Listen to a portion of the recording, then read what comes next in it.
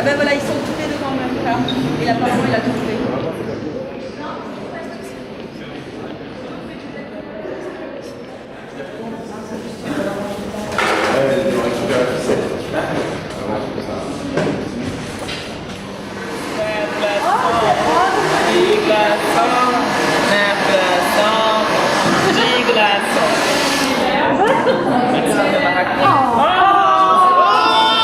Alors, le jeu que je viens d'animer, il s'appelle Game of Glaçons.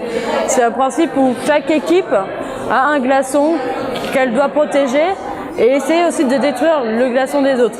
Alors, ce qui a permis d'inspirer le jeu, c'est justement montrer que le glaçon peut être une sorte de métaphore de la banquise qui du coup a besoin de protection pour justement rester le plus intact possible face aux différentes attaques que nous pouvons mener contre la banquise sans le savoir avec nos rejets de CO2.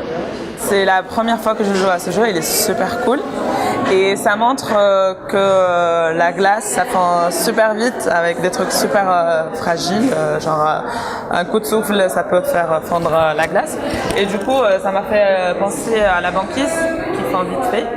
Pour le jeu qu'on vient de jouer maintenant, c'est très intéressant, c'est quelque chose qui est vraiment un esprit petit débrouillard. On pose la question, on ajoute tout ce qui est amusant, on va apprendre en s'amusant, du coup c'est quelque chose de très cool.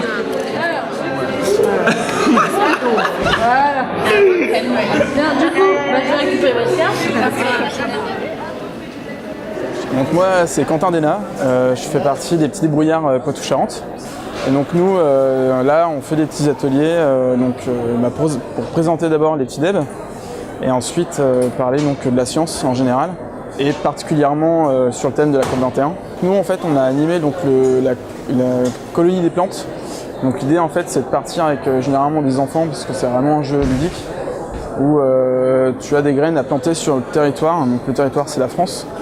La France est découpée en 4 parties, donc tu as le sud, le nord, l'ouest et l'est. Et puis après, il y a la sécheresse qui arrive.